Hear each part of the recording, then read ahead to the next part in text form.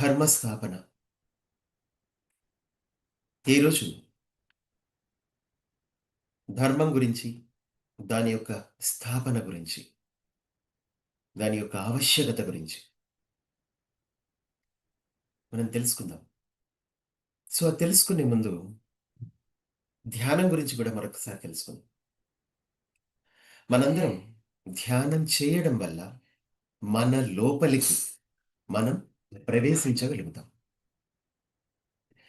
అలా ప్రవేశించడానికి మనకున్న ఏకైక మార్గం ఏంటి? శ్వాస.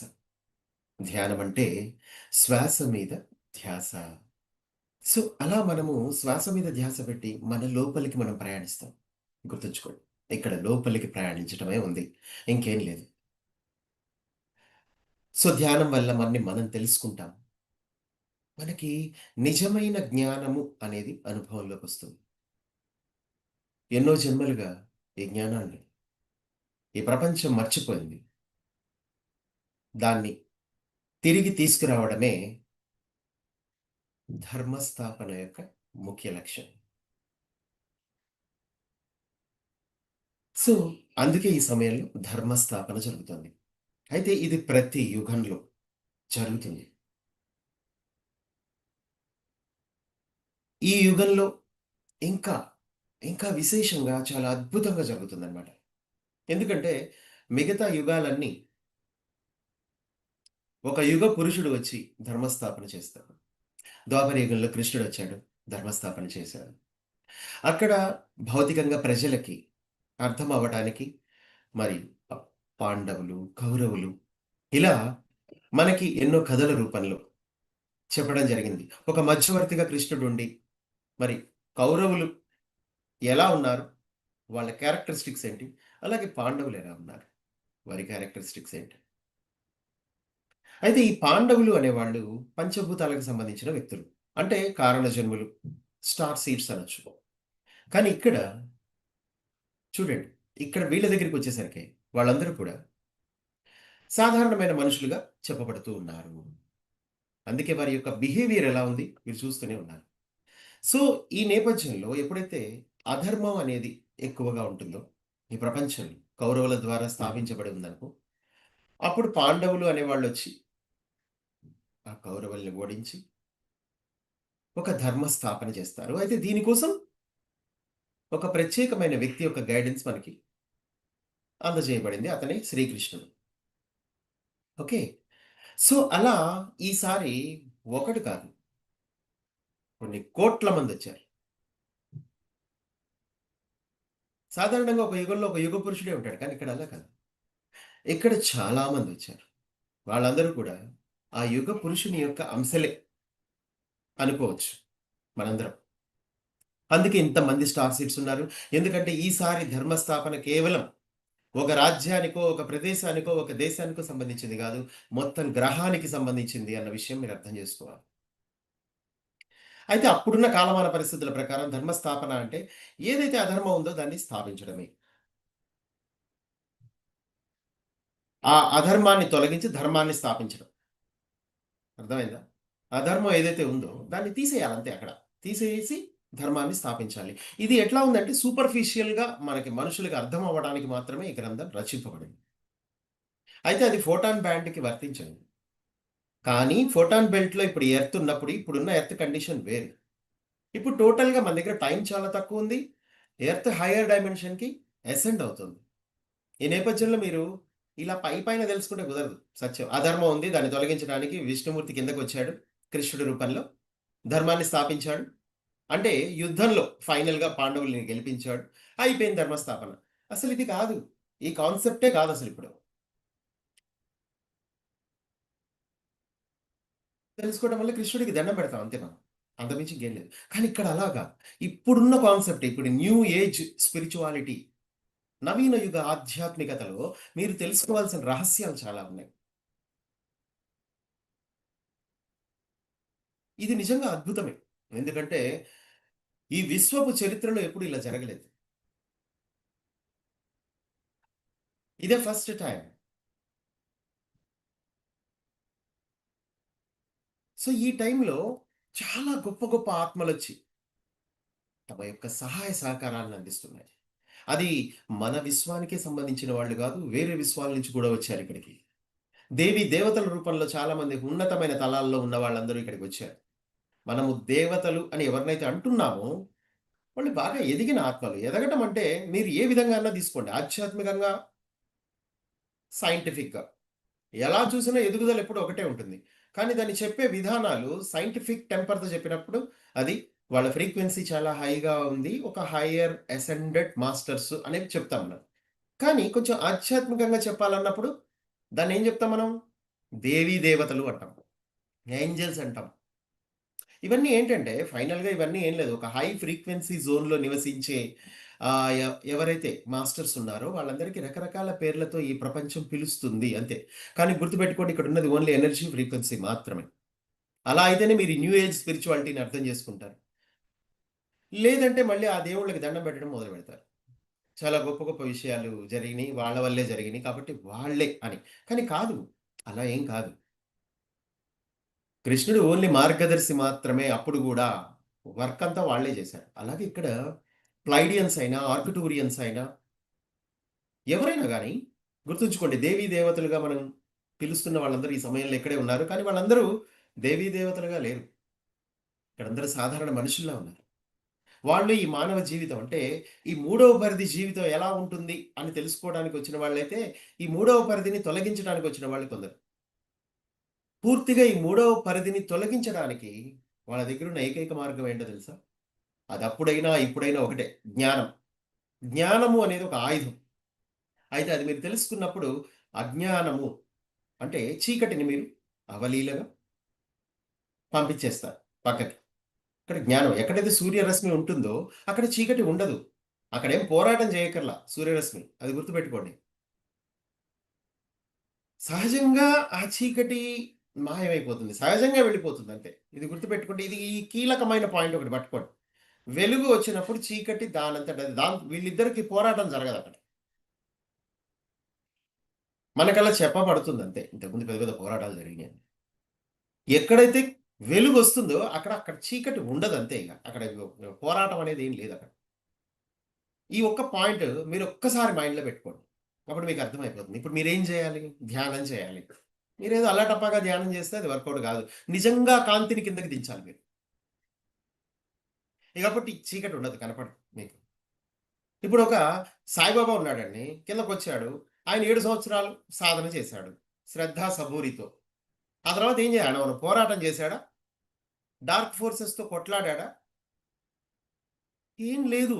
జస్ట్ తన దోవన తను వేప చెట్టు కింద కూర్చొని ఒక పల్లెటూరులో తన కాంతి ప్రసారాలు చేసుకున్నాడంతే. రాఘవేంద్ర స్వామి అయినా, ఎవరైనా చూడండి మీరు ఏ మాస్టర్‌నైనా తీసుకోండి. వాళ్ళందరూ మెటీరియలిస్టిక్ థింగ్స్‌కి చాలా దూరంగా అయిపోయారు. వాళ్ళని బలవంతంగా తొయ్యాల. మెటీరియలిస్టిక్ థింగ్స్ నాకొద్దు.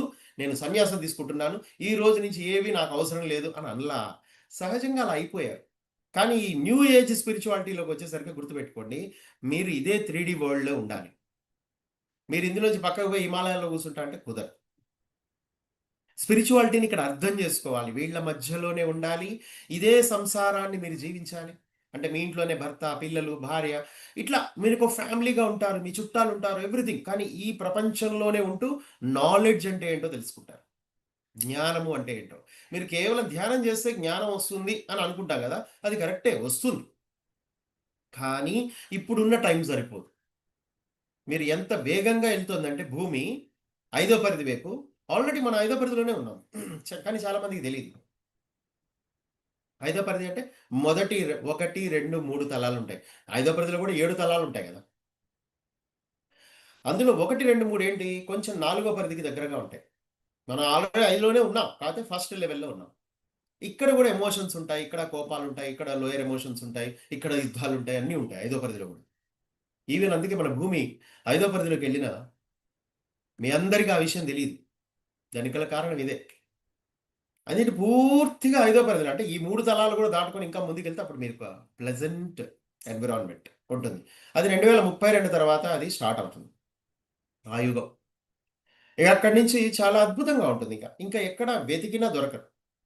చెడ్డవాళ్ళు గాని, జనాలు దోచుకునే వాళ్ళు గాని, లేకపోతే ఈ సరికాని వ్యవస్థ ఏదైతే ఉందో అది మీకు కనిపించదు అంతే. ఎందుకంటే కాంతి పూర్తిగా వచ్చేస్తుంది. చీకటి మాయమైపోతుంది. ఇక్కడ యుద్ధం ఏం జరగదు. మీరందరూ ఫస్ట్ ఈ పాయింట్ అర్థం చేసుకుంటే, మీరందరూ కాంతి యోధులుగా వచ్చారు అన్న విషయం మీకు అర్థం అవ్వాలి. కాంతి యోధులే మీరందరూ. ఒక కాంతిని ప్రసారం చేయడానికి వచ్చారు. ఇక్కడ మీరేం చేయాలి గుర్తుపెట్టుకోండి. మీ బ్రెయిన్ ఉపయోగించి మనుషులకు ఏదైతే బ్రెయిన్ ఉపయోగించి వాళ్ళు ఈ మాయని సృష్టిస్తూ ఉన్నారో, వాళ్ళతో పాటు మీరు కూడా అదే మాయని సృష్టిస్తూ ఉన్నారు. ఎందుకంటే దీన్ని అర్థం చేసుకోవడానికి ఫస్ట్ ఇక్కడ ఏమీ తెలియకుండా కొంతకాలం ఈ మాయలోనే మీరు జీవించాల్సి ఉంటుంది. మీ శక్తుల్ని అంటే మీ సంకల్ప శక్తిని ఉపయోగించి ఈ మాయని మీరు కూడా సృష్టిస్తూ ఉంటారు ప్రతి సెకండ్. సో, జ్ఞానము అంటే న్యూ ఏజ్‌లో ఇదే. యాక్చువల్లీ వాట్ ఈస్ హ్యాపెనింగ్ అని తెలుసుకోవడమే ఇక్కడ జ్ఞానం. అంతే. ఇక్కడ మీరేం చేస్తున్నారు? మీ బ్రెయిన్‌నే ఉపయోగించి ఈ మాయకి సపోర్ట్ ఇస్తున్నారు అంతే. హా! ఉద్యోగాలు చేయాలి. పెళ్లి చేసుకోవాలి టైంకి. ఇవన్నీ ఎవరిచ్చారు మీకు సాంప్రదాయంగా? పెద్దవాళ్ళిచ్చారు. అంతకుముందు ఫస్ట్ జనరేషన్ ఎవరైతే ఉన్నారో వాళ్ళు దేన్నైతే నమ్మారో దాన్ని మీకు క్యారీ ఫార్వర్డ్ చేశారు. మీరిప్పుడు కారణజన్ముడే. కానీ మీకు ఇవన్నీ ఏం తెలీదు. తెలియకుండా మీరేం చేశారంటే, మీ బాడీ గురించి తెలీదు, మీ మైండ్ పవర్ గురించి తెలీదు, మీ మల్టీ డైమెన్షనాలిటీ తెలీదు, మీ చక్రాస్ తెలియవు, మీ ఆరా తెలీదు, ఏమీ తెలియకుండా మీరు జస్ట్ వాళ్ళు ఏది చెప్తే అది క్యారీ ఫార్వర్డ్ చేసుకొని, మీరు కూడా విచిత్రం ఏంటంటే, అది మీ జీవితంలో అప్లై చేయడమే కాకుండా, మీ పిల్లలు ఎవరైతే థర్డ్ జనరేషన్‌లో ఉండి మిరాక్యులస్‌గా పుట్టారో, వాళ్ళకి కూడా ఇదే మన వారసత్వంగా ఇచ్చాం. This is our legacy what we are giving. ఇలాంటి లెగసీని మనం ఇవ్వకూడదు. వారసత్వాన్ని. ఇదొక భయంకరమైన వారసత్వం. అది అజ్ఞానంతో కూడుకున్న వారసత్వం. అది గాదు మన పిల్లలకి ఇవ్వాల్సింది. అజ్ఞానంతో అంటే పిల్లలకి ఆస్తులు ఇవ్వడమే. ఇంక అంతకు మించి ఇంకేం లేదు. అజ్ఞానము అంటే. వాళ్ళకి నాలెడ్జ్ ఇస్తే అది జ్ఞానం. జీవితం అంటే ఏంటో తెలియజేస్తే అది జ్ఞానం. అసలు ఈ శరీరం జీవితం అంటే ఏంటి? 100 రకాల విషయాలుంటాయి. ఇక్కడ గురించి మేమేం తెలియజేస్తాం, వాడికి రోజుకోటి కూర్చోబెట్టి చెబుతావా అని అనుకుంటారు మీరు. కానీ కాదు. జీవితం అంటే ఏంటి? మీ శరీరమే. ఫస్ట్ మీ శరీరం గురించి మీకు అవగాహన ఉంటే జీవితం గురించి ఆటోమేటిక్ అవగాహన ఉంటది. ఎందుకంటే అసలు జీవితం గురించి తెలుసుకోవాల్సిన అవసరమే లేదు. ఎందుకంటే నిరంతరం అది మీ ద్వారా క్రియేట్ చేయబడుతూ ఉంది. Every second. అంతే. మీరు నిన్నటి వరకు క్రియేట్ చేసింది ఒకలా ఉంటుంది. ఇక్కడి నుంచి ఎవ్రీ సెకండ్ మీరు మళ్ళీ క్రియేట్ చేసేది కొత్తగా ఉంటుంది. సో, కాబట్టి జీవితాన్ని మొత్తం మీరు చదవాల్సిన అవసరమే లేదు. జనాలు బాహ్య ప్రపంచంలోకెళ్ళి ఏదేదో నేర్చుకోవాలనుకుంటారు. కానీ అది గాదు. కానీ ఈ సొసైటీలో ఉన్నందుకు అది కూడా కావాలి గదా! అంటారు కొందరు. ప్రముఖులు కొందరు సమాజంలో. వాళ్ళు గూడా కరెక్టే. మనం ఉండాలి. కానీ ఇది గూడా తెలుసుకోవాలిగా. అసలు మూలం తెలియకుండా మీరు గుడ్డెద్దు చేలో పడ్డట్టు క్రియేషన్ చేసుకుంటూ పోతా ఉంటారు. క్రియేషన్ గుర్తుపెట్టుకోండి. క్రియేషన్ అనేది గుడ్డెద్దు చేలో పడ్డట్టు వెళ్ళకూడదు. క్రియేషన్ గురించి అందుకే అవగాహన ఉండాలి. నేనేం చేస్తున్నాను ఇక్కడ? ఏదో దేవుడి దయ, ఏదో గ్రహాలు అనుకూలించాయి కాబట్టి, ఏదో నా టైం బావుంది కాబట్టి, ఇట్లాంటి మాటలు ఏవైతే ఉన్నాయో, డార్క్ ఫోర్సెస్ మీకు వారసత్వంగా అందించాయో, దయచేసి ఇవన్నీ పక్కన పెట్టండి. You have a plan. At the same time ఆ ప్లాన్‌తో పాటు మీ క్రియేషన్ కూడా మీ హ్యాండ్‌లోనే ఉంటుంది. మీరు అన్ని రకాలుగా ఉన్నారు. మీ క్రియేషన్ మీరు చేయగలరు. అలాగే మీరు దారి తప్పిపోకుండా మీకంటూ ఒక ప్లాన్ కూడా ఉంది. అది. సో, కాబట్టి ఇది గాకుండా మళ్ళీ మీ గైడింగ్ మాస్టర్‌లు గూడా ఉన్నారు. ఇవన్నీ ఉన్నాయి. పకడ్బందీగానే ఉంది. కానీ స్టిల్ మీరు ఎరుకలో లేకపోతే ప్రాబ్లమ్ అవుతుంది. ఎవరికి? ఈ డివైన్ ప్లాన్‌కేం ప్రాబ్లమ్ గాదు. మీకే ప్రాబ్లమ్ అవుతుంది. ఎందుకంటే మీకు విషయం ఏమి అర్థం కాకుండా గ్రహం ముందుకెళ్ళిపోతూ ఉంటుంది. ఆ విషయం మీకు తెలీదు. మీరనుకుంటారు ఏదో ఉద్యోగ, వ్యాపారాలు, డబ్బు సంపాదించుకుంటున్నాం. మనదంతా ఏదో టైంకి గడిచిపోతుంది. నాకంటూ కొన్ని కోరికలున్నాయి. ఇల్లు గావాలి, పిల్లల పెళ్ళిళ్ళవ్వాలి, ఇవి, అవి అని ఏదో అనుకుంటున్నారనుకోండి. అసలు పాయింట్ మిస్ అవుతారు మీరక్కడ. ఎందుకంటే అసలు ఈ నవీన యుగంలో అసలు మీరు పాయింట్ మిస్ అయ్యి బతుకుతూ ఉంటారనమాట. ఎందుకంటే అవన్నీ వదిలేయండి. ఆ పాతవన్నీ వదిలేయండి. ఇప్పుడు ఎవరినో ఉద్ధరించాలి, పిల్లల్ని ఉద్ధరించాలి, వాళ్ళ లైఫ్‌లో సెటిల్ చేయాలి. ఇవన్నీ కూడా కాదసలు ఇంపార్టెంట్. వాళ్ళు ఎలాగో అవుతారు. ఎందుకంటే థర్డ్ జనరేషన్. వాళ్ళు ఈ ప్రపంచంలో ఏదవ్వాలో అది అవుతారు. కాకపోతే మీరొక వాతావరణం కల్పించడం మీ ధర్మం. అదేంటంటే చిన్నప్పటి నుంచి చక్కటి నాలెడ్జ్ వాళ్ళకివ్వటం మీ ధర్మం. అలాగే సరే ఇప్పటివరకు నేను ఇవ్వలేకపోయా. ఇప్పుడు అసలు మా మాటే వినట్లేదు అనేవాళ్ళు కూడా ఉంటారు ప్రముఖులు. సరే వాళ్ళ సంగతి వదిలిపెట్టండి. ఇగ ఆల్రెడీ చేయి దాటిపోయాక ఇంక మీరేం చేయగలరు? కానీ మీ చేతిలో ఒకటుంది. అదేంటంటే మీ శరీరం. మీ నాలెడ్జ్, మీ కాంతి ప్రసారాలు అవన్నీ మీ చేతిలోనే ఉన్నాయి. అయి వదిలిపెట్టి వాళ్ళు ఎనకాల పడతారా? అది వదిలేయండి ఫస్ట్. అవి ఎలాగో జరుగుతాయి. ఈ సృష్టిలో అంత పర్ఫెక్ట్‌గా ఉంది. గెలాక్టిక్ ఫెడరేషన్ కూడా ఎప్పుడు ఇదే అంటుంది. అసలు ఈ సృష్టిలో మనం చేయడానికి ఏం లేదు. అంత పర్ఫెక్ట్‌గా ఉంది. ఎర్త్ అసెండ్ అయిపోతూనే ఉంటుంది అంతే ఇంక. కాకపోతే ఇక్కడ ప్రాబబిలిటీస్ అనేవి చాలా ఉన్నాయి. అది గ్రహం అసెండ్ అవ్వచ్చు, అవ్వకపోవచ్చు అనే ప్రాబబిలిటీ ఉంటుంది. అందులో మళ్ళీ పర్సెంటేజ్‌లుంటాయి. మోస్ట్‌లీ ఒక 70% ఎర్త్ అసెండ్ అవ్వదు. ప్రళయం వచ్చి అందరూ చస్తారు అనేదుంటే, 30% డెఫినిట్‌గా అసెండ్ అవుతుంది. అద్భుతంగా సత్యయుగం స్థాపించబడుతుంది అనేది ఒకటుంటుంది. ఈ ప్రాబబిలిటీ అనేది చేంజ్ అయిపోతూ ఉంటుంది. ఎప్పటికప్పుడు. నిన్నటికి ఇవాల్టికి కూడా చేంజ్ అవుతది. అలాగే మీరందరూ గూడా ఈ సమయంలో భూమి మీద ఉన్నారు.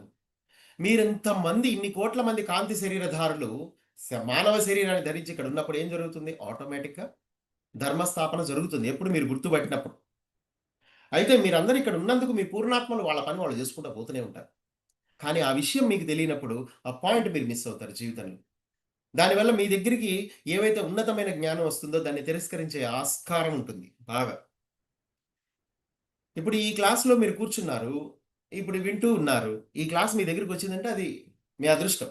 ఎందుకంటే ఒక రకంగా జ్ఞానము అనేది న్యూ ఏజ్ స్పిరిచ్యువల్ నాలెడ్జ్ అనేది మీ దగ్గరికొస్తుంది. దీన్ని పట్టుకున్నారంటే మీ ఫ్రీక్వెన్సీ దీనికి మ్యాచ్ అయ్యుంది అని అర్థం. అంటే ఇక్కడేంటి ఎవ్రీథింగ్ ఈస్ మ్యాచింగ్ అంతే.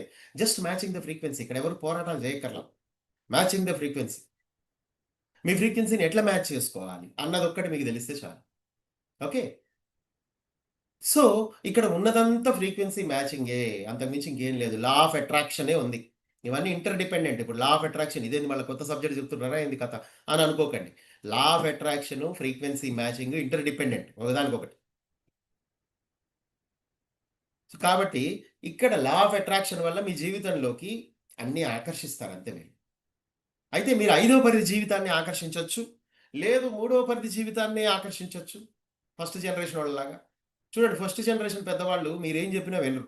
ఇయన్నీ మా నమ్మకాలు మావి, మీ నమ్మకాలు మీవి. మీ మతం మీది, మా మతం మాది అంటుంటారు. మీ క్రిస్టియానిటీ వేరు, మీ దేవుడు వేరు, మా దేవుడు వేరు అంటారు చూడు బయట మతాలు మతాలు కొట్టుకుంటుంటాయి. అట్లా ఉంటది ఇంట్లో. పెద్దవాళ్ళేమో వాళ్ళేదో భక్తిలో ఉంటారు. మనమేమో అసలు రియల్ స్పిరిచువాలిటీని మనం ఇప్పుడిప్పుడే అర్థం చేసుకుంటున్నాం గదా! మనం పాపం చెప్పాలనిపిస్తది మనకి. కానీ వాళ్ళసలు ఏమాత్రం ససేమిరా దీన్ని అంగీకరించరు. మేము చావనన్నా చస్తాం గానీ, న్యూ ఏజ్ స్పిరిచువాలిటీ జోలికెళ్ళం మేమంటారు. అందుకే మనం ఏం జేయాలంటే, ముందు మన సంగతి మనం జూసుకోవాలి. మనం ఎవ్వరిని ఉద్ధరించడానికి రాలేదు. మీకనిపిస్తది. అబ్బా! ఈ క్లాస్ ఇన్న తర్వాత అబ్బా! ఎంత బావుంది ఈ క్లాసు. దీన్ని నేను నలుగురికి స్ప్రెడ్ చేయాలని ఫస్ట్ మన ఇంట్లోనే స్టార్ట్ చేద్దాం అనుకుంటారు. అక్కడ దెబ్బతింటారు మీరు. ఫినిష్. అక్కడ మీ ఆయనో, మీ అత్తగారో లేతే ఇంకెవరో భార్యో, పిల్లలో ఎవరో అడ్డుపడతారు దీనికి. అబ్బా! ఇదేంటి ఇంత గొప్ప విషయాన్ని వీళ్ళెందుకు సింపుల్‌గా అర్థం చేసుకోలేకపోతున్నారు అని వాళ్ళతో పోరాటం స్టార్ట్ అయిద్ది. మనస్పర్ధలు స్టార్ట్ అయితాయి. ఆ తర్వాత మీకు సత్యం మీద నమ్మకం పోతది. కొన్నాళ్ళకి డిప్రెషన్‌లోకెళ్తారు. ఇట్లా కూడా జరుగుతా ఉంటాయి. స్పిరిచువాలిటీ అంటే ఎట్ట పడితే అట్ట పోయేది కాదు.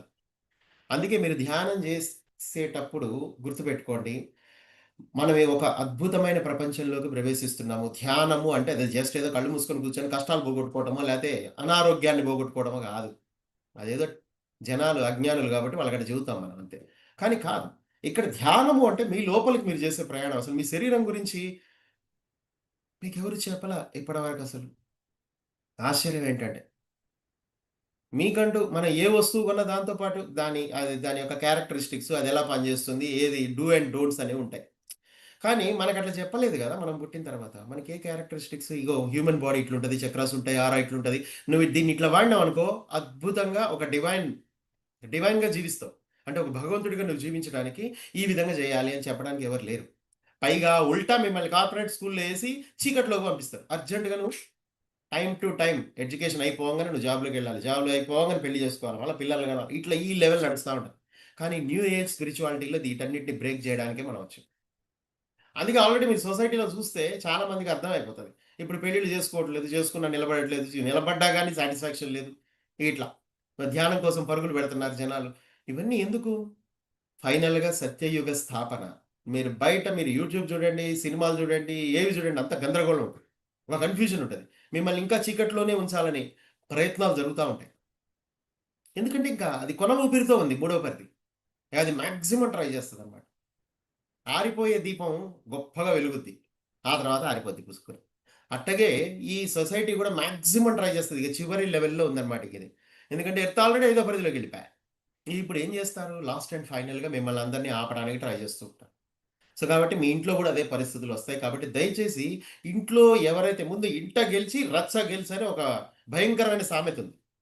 ఆ సామెత జోలికి ఎళ్ళకండి. ఎందుకంటే మీ మాట మీ ఇంట్లో ఆళ్ళు ఇనరు. కానీ ఎక్కడో వందల మైళ్ళ దూరంలో ఉన్నవాడు మీ వల్ల మీరు యాక్టివేట్ అవ్వడం వల్ల వాడు యాక్టివేట్ అవుతాడు. ఎందుకంటే వాడు మీ సోల్ గ్రూప్‌కి సంబంధించినోడు కాబట్టి డెఫినిట్‌గా వాడు అమెరికాలో ఉన్నా యాక్టివేట్ అయిపోతాడు. మీకు ఆ విషయం తెలియనే తెలీదు. వాడికి తెలవదు. కానీ మీ వల్లే వాడి కనెక్షన్. అట్లా. అది ఎవరైనా గాని అమ్మాయైనా, అబ్బాయైనా ఎవరైనా సరే మీకంటూ ఒక సోల్ గ్రూప్ ఉంటది. అది ఎక్కడెక్కడో ఉంటది. ఆళ్ళందరూ మీతో లింక్ అయ్యి ఉన్నారు వాళ్ళు. మీరు యాక్టివేట్ అయితే ఇంకొకడు ఎక్కడో అమెరికాలో యాక్టివేట్ అవుతాడు. ఇంకోడు ఆస్ట్రేలియాలో యాక్టివేట్ అవుతాడు. ఆళ్ళందరూ నీ సోల్ గ్రూపే యాక్చువల్లీ. సో, వీళ్ళందరూ గ్రూప్ అంతా అయిపోయిన తర్వాత ఏమవుతది ఇంకో గ్రూపుల్ని ప్రభావితం చేస్తూ ఉంటారు. ఇదంతా చైన్ రియాక్షన్ అంటారు దీన్ని.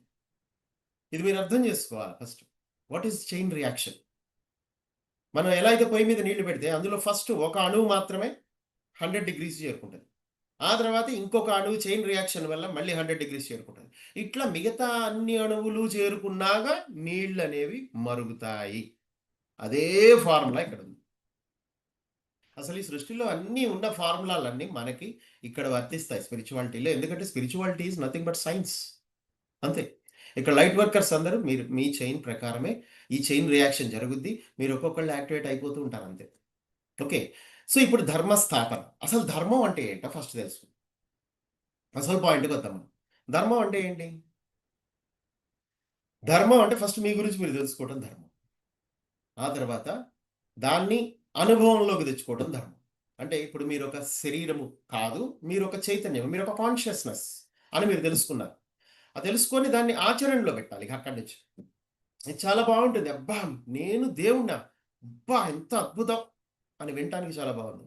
కానీ ఒక దేవుడిగా జీవించడం అనేది అది చాలా కష్టం. కఠినమైన మార్గంలా అనిపిస్తుంది కొంతకాలం. ఎందుకంటే మీకు చీకట్లోనే నడుస్తూ వచ్చారు కదా! ఇప్పటిదాకా.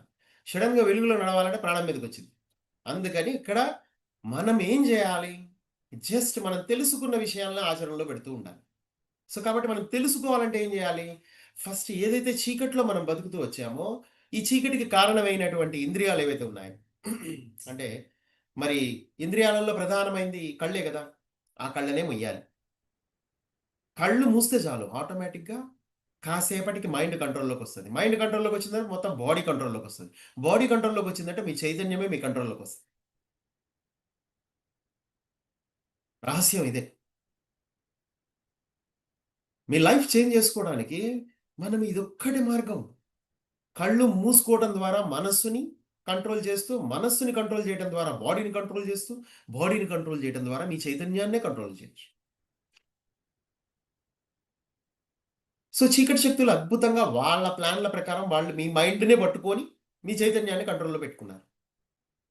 అందుకే మీకు అన్నీ అమ్ముతారు. అన్ని రకాల వస్తువులు అమ్మేస్తూ ఉంటారు. ఎందుకని? మీరు చూడంగానే అది కొనుక్కోవాలనే కోరిక మీలో జనిస్తుంది అది అనుకుంటారు. మీరు సహజంగా మీ లోపల వచ్చిందని. కానీ కాదు. అది మీ లోపలికి పంపించబడింది. ఆ తర్వాత మీరు దాన్ని మేనిఫెస్ట్ చేసేసారు. మీకే తెలియకుండా. ఎందుకంటే మీరు దేవుడన్న విషయం మీకు దాచిపెట్టబడింది. మీరు గుళ్ళకెళ్తూ ఉన్నంత కాలం మీరు దేవుడన్న విషయం ఎప్పటికి మీరు తెలుసుకోలేరు. ఎందుకంటే ఆల్రెడీ మీరు ఒక శక్తిని మీరు బయట ఎక్కడో గొప్పది ఒకటి ఆరాధిస్తూ ఉన్నారు. అంటే ఒక గుడిలో ఒక రాయిని. సో, దానివల్ల అది గొప్ప అనంగానే మీరు వెంటనే తక్కువ అయిపోతారు ఆటోమేటిక్‌గా.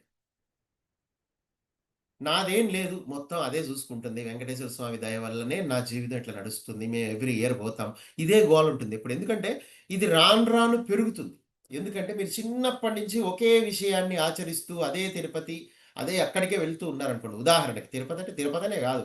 చాలామంది చాలా చోట్లకి పోతూ ఉంటారు. ఉదాహరణకి కొన్ని ఏళ్ల తరబడి అంటే మనకు 30, 40 ఏళ్ల నుంచో లేదా 20 ఏళ్ల నుంచో మీరు ఒకే పనిని రిపీటెడ్‌గా చేస్తూ ఉంటే అది బలపడుతూ ఉంటుంది కదా! ఇక ఆ తర్వాత మిమ్మల్ని మీరు కోల్పోతారనమాట. కంప్లీట్. కానీ ఈ న్యూ ఏజ్ స్పిరిచువాలిటీలో ఫస్ట్ మిమ్మల్ని మీరు తెలుసుకోవాలంటే ఫస్ట్ కళ్ళు మూయాలి. ముందు ఇవన్నీ ఆపేయాలి. ఈ సాంప్రదాయవాదులందరినీ ఫస్టు ఆపేయాలి. మీ జీవితాల్లోంచి తొలగించాలి. వాళ్ళు సాంప్రదాయం అనే పేరుతో చీకటిని బోధిస్తూ ఉంటారు.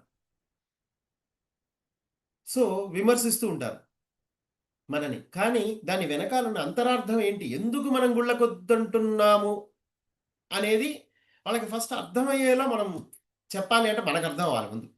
మనమేమన్నా ద్వేషమా? ఎక్కడో తిరుపతిలో ఉండే వెంకటేశ్వర స్వామి వచ్చి మనకేమన్నా రోజు ప్రాబ్లమ్ క్రియేట్ చేస్తున్నాడా మన జీవితంలో? ఏం లేదే. దేవుడసలు ఎవరిని ఏం పట్టించుకోడు. ఆయన ప్రాబ్లము క్రియేట్ చేయడు. అలాని ప్రాబ్లమ్ సాల్వ్ చేయడు. జస్ట్ అలా ఉంటది. మీ నమ్మకం. ప్రతి చోట ఆ నమ్మకమే నడుస్తూ ఉంటది. సో, ఇప్పుడు ఆ నమ్మకాలన్నీ భ్రష్టు పట్టిపోయాయి. ఇప్పుడు సరికొత్త నమ్మకాలొచ్చాయి. అవేంటి?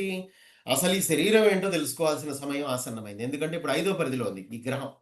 ఈ గ్రహం ఐదో పరిధిలో ఉన్నప్పుడు ఈ శరీరమే ఉపయోగపడుతుంది. ఈ గ్రహాన్ని అర్థం చేసుకోవడానికి, ఐదో పరిధిని అర్థం చేసుకోవడానికి. ఎందుకంటే మీ శరీరము ఈ పరిధిలో లేదసలు. వేరే పరిధిలో ఉంది. హైయర్ డైమెన్షన్‌లో ఉన్న శరీరాన్ని ధరించి ఉన్నారు మీరు. అర్థమైందా? అలాంటి మీరు ఇప్పుడు మూడో పరిధి అజ్ఞానాన్ని గూడా ఒక్కసారి చూద్దాం అన్నట్టుగా వచ్చారు. ఎందుకంటే మీరు మహామహులు. మీరు దేన్నైనా మీరు చూడగలరు. దేన్నైనా అనుభూతి చెందగలరు. ఎక్కడైనా కలిసిపోగలరు. ఏదైనా చేయగలరు. అట్లనే వచ్చి మీ మాయను ఎక్కించుకున్నారు. అజ్ఞానాన్ని పులుముకున్నారు, ఎక్కించుకున్నారు. లాస్ట్‌కి ఫైనల్‌గా ఏం చేశారంటే మీరు ఉత్త మనిషి అయిపోయారు. కానీ ఇప్పుడు అందులోంచి మీరు దేవుడవ్వాలి తిరిగి. ఇది ఇది చాలా ఈజీయే. ఎందుకంటే ఒక మనిషి దిగజారి కిందకెళ్ళిపోయినప్పుడు అదే మనిషి ఎదగగలడు గూడా. ఎందుకంటే అతనే ఏది చేయాలన్నా అతనే. ఒక మనిషి కిందకి రాగలడు, పైకి వెళ్ళగలిగే సమర్థత ఉంటుంది అతనిలో. ఎందుకంటే కిందకొచ్చే సమర్థత ఉంది గదా! పైకెళ్ళే సమర్థత కూడా ఉంటది. పైగా ఇదంతా పెద్దగా ఏదో పోరాటాలు చేయాల్సిందేం లేదక్కడ. జస్ట్ ఎనర్జీ ఫ్రీక్వెన్సీని అర్థం చేసుకుంటారు. అంతే. ఇక్కడ జ్ఞానం పెరగాలిక్కడ. డబ్బు పెరిగితే సరిపోదు. మన ప్యాకేజీలెక్కువ, ఫారెన్‌లో ఉన్నాం. ఈ నడవదు. ఎందుకంటే మీరు ఎంత ఎక్కువైనా ఫైనల్‌గా మీరు చీకటి ప్రపంచాన్ని ఉద్ధరించడానికే మళ్ళీ రెస్టారెంట్‌లకి పోతారు. మీకొచ్చిన ఆ డబ్బును మళ్ళీ అక్కడే వదిలించుకోవాలి. మీరు ఇంకెక్కడ వదిలించలేని పరిస్థితి. మహా అంటే మీరు గుళ్ళు కట్టిస్తారు. కొంతమంది నేను చూసాగా ఈ టాటా, బిర్లా వీళ్ళందరూ ఎవరైతే బాగా ఎదిగిన సోల్స్ ఉన్నారో వాళ్ళ నమ్మకం ప్రకారం వాళ్ళేం చేస్తారు మళ్ళీ చీకటికే ఎక్కడైతే మనిషి అజ్ఞానంలో ఉంటాడో అక్కడే పెట్టుబడి పెడుతూ ఉంటారు. ఎందుకంటే ఇదే మాకెక్కువ. ఇది మాకు తెలిసిన సత్యం ఇదే. పోయి అందుకే మరి తిరుపతిలో కోట్లకు కోట్లేసేస్తూ ఉంటారు. ఎవరో 650,00,00,000 హుండీలో పని కట్టుకొనొచ్చి. ఎట్లేశారు? ఇదంతా ఏంటి 650,00,00,000కి అసలు ఈ భూమి అసెండ్ అయ్యేలా ఎన్నో చేయొచ్చు పనులు. కానీ అట్లా చేయొచ్చు? చేయరు వీళ్ళు. ఎందుకని? కానీ అట్లా చేయొచ్చు గానీ చేయరు. అంతే గది. ఎందుకంటే అజ్ఞానం. ఏమనంటే "నువ్వు ఆ విషయాన్ని అడగండి ఆయనతో." అడిగితే ఆయనంటాడు "నాకు తెలవదు మరి. నేనేం చేయను. నాకు తెలిసింది అదొక్కటే. అదే హైయెస్ట్ అనుకున్నా ఆడే పడేసిన పోయి తీసుకెళ్ళి" అంటాడు. ఇట్లా మీకు నాలెడ్జ్ లేకపోతే మీ జేబుల రూ. 10 ఉన్నా గాని కరెక్ట్‌గా ఒక మంచి పనికి దాన్ని వాడలేని పరిస్థితనమాట. అది. ఎక్కడో ఉంటారు. గొప్ప గొప్ప వాళ్ళు గొప్ప గొప్ప పనులు చేయడానికి ట్రై చేస్తూ ఉంటారు. వాళ్ళు ఎలాగో చేస్తారు ఆ పనులు. కానీ వాళ్ళ పనిలో మనము చేయూతనిచ్చే అర్హత, అదృష్టం అందరికి ఉండదండి. పోయి ఆ మాయలోనే పడతారు అంతే. అందుకే ఈ నాలెడ్జ్ అందరికీ గాదు. ఇది కొందరు అర్హులైన వ్యక్తులకే ఈ నాలెడ్జ్. ఇక్కడ ఫ్రీక్వెన్సీ మ్యాచ్. ధర్మం అంటే ఏంటి? మీ శరీరాన్ని గురించి మీరు తెలుసుకోవడం. ధర్మ స్థాపన అంటే ఏంటి? మీ శరీరం ద్వారా మీరు తెలుసుకున్న సత్యాన్ని అనుభవంలోకి తెచ్చుకోవడం. అదే స్థాపన. ఓకే. సో, అసలిక్కడ చాలా సీక్రెట్స్ గూడా ఉన్నాయి. అదేంటంటే భగవంతుడితో ఎట్లా డీల్ జేయాలో తెలుసుకోవాలి. అసలు భగవంతుడు ఎవరో తెలుసుకోవాలి. ఇప్పుడు నువ్వే భగవంతుడని తెలిసింది. కానీ నీకెట్లా తెలుస్తది? నీలో ఉన్న భగవంతుడిని ఎలా జాగృతం జేసుకోవాలి? జీవితంలో ఎన్నో సీక్రెట్స్ ఉన్నాయి. ధర్మస్థాపనలో నేను మీకు ఈరోజు ఆ సీక్రెట్సే చెప్పాలనుకుంటున్నాను. ధర్మము అంటే ఏంటో మీకు దెలియాలి. ఆ తర్వాత దాన్ని ఎలా యుటిలైజేషన్ స్థాపన ఎలా చేయాలి? అంటే ఏం లేదు ఇక్కడ ధర్మం అంటే ఏం లేదమ్మా. ఇక్కడ మీరు అనుభవంలోకి తెచ్చుకోవడం. మీ జీవితాన్ని పూర్తిగా. అంటే ఈ అనుభవం, అనుభూతి. అనుభూతులు, అనుభవాలు అనేవి మీరు వినే ఉంటారు గదా! మీ జీవితాల్లో. ఈ అనుభూతులు అనేవి భగవంతుడిని ఎక్స్‌పాండ్ చేస్తూ ఉంటాయి ఎప్పుడు. భగవంతుడికి మీకున్న రిలేషన్ ఏంటంటే, అది కరెక్ట్‌గా మీరు అర్థం చేసుకుంటే మీ జీవితంలో హ్యాపీగా ఉంటారు. ఆనందంగా ఉంటారు. మీ జీవితంలో అన్ని సంపదలు వస్తాయి. ఈ ప్రపంచం ఎప్పుడైతే చూడండి ప్రేమ లేక ఏడుస్తోంది. డబ్బుంది కానీ ప్రేమ లేదు. చచ్చిపోతున్నారు ఇక్కడ జనం ప్రేమ లేక. ఎందుకని ఇదంతా జరిగింది ఈ పరిస్థితి? సో, కాబట్టి ఇక్కడ జ్ఞానం లేదు గాబట్టి, భగవంతుడితో కనెక్షన్ లేదు. ఉంటే ప్రేమ ఆటోమేటిక్‌గా దొరుకుతది మీకు. కానీ మూడో పరిధిలో ప్రేమలుండవు, మూడో పరిధిలో ప్రేమలుండవు అని ఎందుకంటారంటే, మూడో పరిధిలో అనుభూతి లేదు. ప్రేమ ఎక్కడి నుంచొస్తది? అది గుర్తుపెట్టుకోండి. అనుభూతి అంటే గుర్తుపెట్టుకోండి మీరు అనుభూతి అంటే భగవంతుడి వైపు ప్రయాణిస్తున్నారని అర్థం. ఆలోచిస్తున్నారు అంటే మాత్రం చీకటి వైపు ప్రయాణిస్తున్నారు. ఒకసారి మిమ్మల్ని మీరు చెక్ చేసుకోండి. మీరెప్పుడు ఆలోచనల్లో ఉంటారా? ఎప్పుడు మొబైల్ పట్టుకొని, లేతే ఏదో ఒక టీవీ ప్రోగ్రామ్ చూసుకుంటా, సరే అవన్నీ వదిలిపెట్టండి. మేము అవన్నీ ఎప్పుడో వదిలేసామని కొంతమంది ప్రముఖులు అంటూ ఉంటారు. మెడిటేషన్ మాస్టర్‌లు. సో, ఒకసారి చెక్ చేసుకోండి. అందుకే ఇంట్రాస్పెక్షన్ అది కరెక్ట్‌గా ఉందా లేదా అని. మీరు అనుభూతి చెందుతున్నారా? ఎవ్రీ సెకండ్ అన్నం తినేటప్పుడు అన్నం మాత్రమే తింటున్నారా? నడిచేటప్పుడు మీ పాదాలు నేలను తాకుతున్న అనుభూతి మీకు కలుగుతుందా? ఒక క్లాస్‌లో మీరు కూర్చున్నారంటే ఓపెన్ మైండెడ్‌తో ఉన్నారా? అందరిని సమంగా చూడగలుగుతున్నారా? అది మన ఇంట్లో వాళ్ళైనా, బయట వాళ్ళైనా. అలాగే అనుభూతికి తప్ప ఇంక దేనికి మీ జీవితంలో ఆస్కారం లేదు అని మీరు నిజంగా అనుకుంటున్నారా? ఇయన్నీ కామనే అన్నీ నడుస్తూ ఉంటాయి. ఏదో ఒక 2 గంటలు ధ్యానం చేశామా, పక్కకొచ్చామా అన్నట్టుగా ఉందా మీ జీవితం? చెక్ చేసుకోండి ఇవన్నీ. ఎందుకంటే మీరు సిన్సియర్‌గా, ఫ్రాంక్‌గా ఉండాలి మీ విషయంలో. అప్పుడే మీరు ఇందులోంచి బయటపడతారు.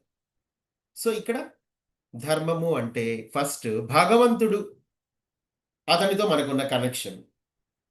అదే ధర్మం. డీప్‌గా వెళ్తే ఇంకా డీప్‌గా ఎళ్తున్నా మీకు. ఎందుకంటే మీకు అర్థం అవ్వాలి ఈరోజు ధర్మం అంటే ఏంటో. భగవంతుడితో మీ రిలేషనే అదే ధర్మం. మీరు నిజంగా భగవంతుడితో కనెక్ట్ అయ్యి ఉన్నారా? అసలైన భగవంతుడు నేను చెప్పేది రాముడు, కృష్ణుడి గురించి కాదు. వాళ్ళని వదిలేయండి. వాళ్ళందరూ యోగీశ్వరులు అంతే. వాళ్ళు వాళ్ళ జీవితాలను వాళ్ళు అద్భుతంగా జీవించి ఎళ్ళిపోయిన మహనీయులు. వాళ్ళకి మనం గుళ్ళు కట్టే అది వేరే విషయం. కానీ ఇక్కడ విషయం ఏంటంటే ప్రతి ఒక్కడు ఒక కృష్ణుడే. ప్రతి ఒక్కడు ఒక మహనీయుడే. అయితే తన లోపల సోల్‌తో కాంటాక్ట్ అయ్యి అసలు నా లోపల ఉన్న ఆ మూల చైతన్యం ఏదైతే ఉంటుందో, మన మూలాధారం నుంచి స్వాదిష్టానము, మణిపూరకము, చక్రాలు, కర్మలు క్లియర్ చేసుకోవడం, బ్లాకులు వీటి గురించే మాట్లాడతాం ఎక్కువ. చూడండి. మీకు ఏ క్లాస్ అయినా చూడండి మొత్తం ఇదే గోల ఉంటది ఇప్పుడు.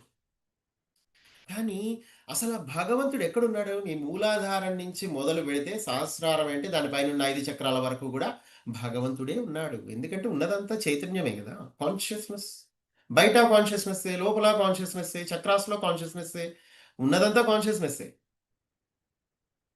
ఇక్కడ ఓన్లీ కాలక్షేపాలు జరుగుతూ ఉంటాయి. అసలు మూలాన్ని టచ్ చేయడానికి ఎవడికి అసలు టచ్ చేయాలని తెలవదు.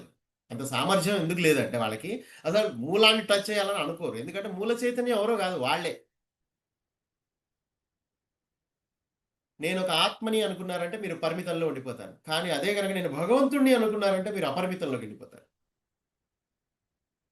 నేనొక పూర్ణాత్మ పరిధిలో ఉన్నాను. నాదేముందబ్బా అని అనుకుంటే మళ్ళీ ఒక దగ్గర ఆగిపోతారు. ఇవన్నీ ఏంటంటే లెవెల్స్.